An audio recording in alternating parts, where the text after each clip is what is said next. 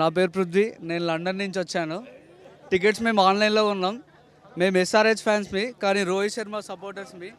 ఈరోజు ఎస్ఆర్హెచ్ గెలవాలి, రోహిత్ శర్మ బాగా ఆడాలి. అందుకే రోహిత్ శర్మ బ్యాటింగ్ కోసమే మేము వచ్చినాం ఇక్కడికి.